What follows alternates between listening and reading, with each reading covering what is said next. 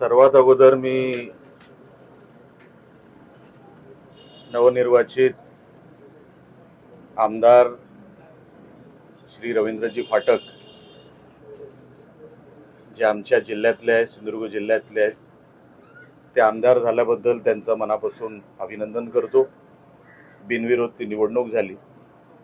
तसंच मी सन्माननीय अनिकेत तटकरे हे आमदार झाल्याबद्दल मी त्यांचं अभिनंदन करतो। कोकण या विधान परिषद निवडणुकीच्या तयारीच्या माध्यमातून मी त्या प्रक्रियेत होत असल्यामुळे आता सन्माननीय मंत्री भरतशेठ गोगावले यांना शब्द दिल्याप्रमाणे रायगड जिल्ह्याचे पालकमंत्री हे घोषित झाले पाहिजे, कारण का तसं ठरवलं गेलेलं आहे। ती प्रक्रिया आता लवकरात लवकर पूर्ण झाली पाहिजे ही मागणी आमची शिवसेनेच्या वतीने आहे। तसेच आमचे रायगडचे आमदार महेंद्रजी दळवी, तसेच आमचे दुसरे आमदार महेंद्रजी थोरवे यांनी जे प्रस्ताव आणि मागण्या ठेवल्या या निवडणुकीच्या माध्यमातून, त्यांनाही त्या अनुषंगाने न्याय मिळाला पाहिजे। कारण का आता शिवसेनेची भूमिका प्रामाणिकपणे पार पाडली। आता जे शब्द दिले गेले ह्या निवडणुकीच्या माध्यमातून ते लवकरात लवकर पूर्ण व्हावेत हीच माझ्यासारख्या कार्यकर्त्याची मागणी आहे, इच्छा आहे। साहेब, पुणे, छत्रपती संभाजीनगर आणि कोकणासह अनेक ठिकाणी विधान परिषद उमेदवारांच्या माघारीसाठी मोठ्या प्रमाणावर आर्थिक व्यवहार करण्यात आले। दिवसभरात सुमारे 150 कोटी रुपये खर्च करण्यात आले। काही ठिकाणी उमेदवारांना माघार घेण्यासाठी मोठ्या रकमा देण्यात आला, असं संजय राऊत म्हणतात। संजय राऊत हे नेहमी रोजच बोलत असतात। त्या रोज बोलण्याच्या पलीकडे त्यांच्याकडे आता काहीच उद्योग राहिलेले नाही। हे फिगर कुठून आले, कसे आले, आणि हे जर खरे असतील तर त्यांनी रीतसर तक्रार केली पाहिजे। ते मीडियावर का बोलतात? तुम्ही तक्रार करा, अमुक अमुक माहिती माझ्याकडे आली आहे, रीतसर तक्रार केली, FIR झाला तर त्याच्यावरती काहीतरी निर्णय होऊ शकतो, कोर्टामध्ये ते चालू शकते केस। तुम्ही नुसते मीडिया समोर आरोप कराल, त्याला अर्थ कुठे आहे? त्याला हातपाय असते तर त्यांनी रीतसर तक्रार केली असती। त्यांना पण माहिती आहे आरोप खोटे आहेत, पण त्यांना विरोधक म्हणून काहीतरी बोलायचं आहे म्हणून ते बोलत असतात।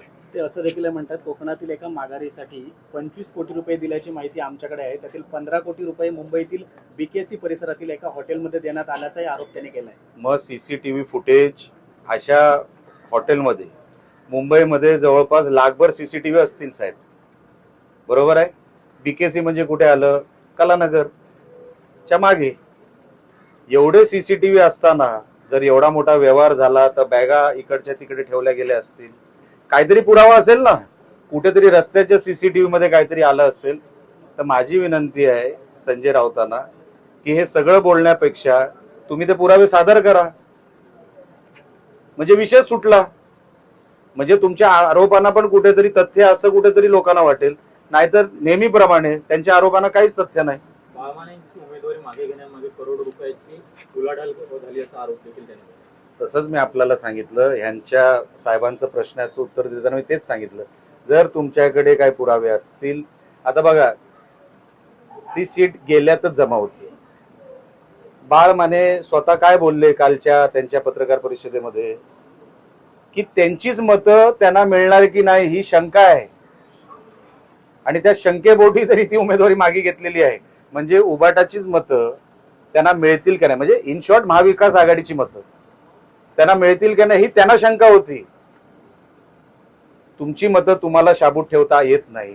तुमच्या उमेदवारांना मागून घेतलेली उमेदवारी होती, ती लक्षात ठेवा, कोणी लादलेली नव्हती। बाळमानेंनी मागून घेतलेली उमेदवारी होती, आणि जेव्हा त्यांना कळलं की ह्यांचीच मतं मला मिळणार नाहीत, त्या शंकेपोटी त्यांनी ती माघार घेतली। आता उगाच आरोप हे करत राहणार, ह्याच्यामध्ये काही तथ्य नाही।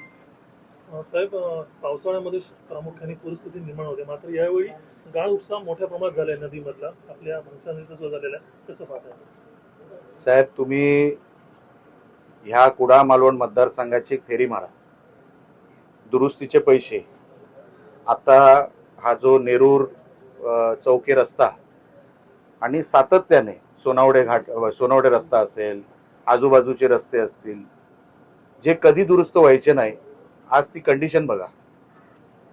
पहिल्यांदा 10 वर्षांनी आपला मतदारसंघ हा जसा दिसतो, मी काय ते क्रेडिट सगळं माझ्यावर घेत नाही, त्याच्यामध्ये अधिकाऱ्यांचं पण क्रेडिट आहे. पावसाच्या अगोदर त्यांनी जे काही शोधलं आणि त्याच्यावरती उपाय शोधले, तो त्याचाही परिणाम आहे मोठ्या प्रमाणामध्ये. आता एकदमच देवकरो परिस्थिती जर बाहेर गेली नाही तर आपण तयार आहोत, मोठ्या प्रमाणामध्ये आपण तयारी केलेली आहे. परवा पण ऑनलाईन पाणी टंचाईची जी मीटिंग झाली, प्रत्येक विभागाची मीटिंग आम्ही घेतलेली आहे. मी तो स्वतः आमसभेमध्ये आणि त्यानंतर पंचायत समितीमध्ये सुद्धा. पहिल्यांदा 10 वर्षानंतर असं मला वाटतं, मी काय देव नाही किंवा ज्योतिषी नाही, पण मोठ्या प्रमाणात आपली तयारी झाली आहे. आणि मला अधिकाऱ्यांचंही मी अभिनंदन करतो, त्यांचंही कौतुक करतो, कारण का तेही खांद्याला खांदा लावून यशस्वी करण्यामध्ये त्यांचाही हातभार आहे.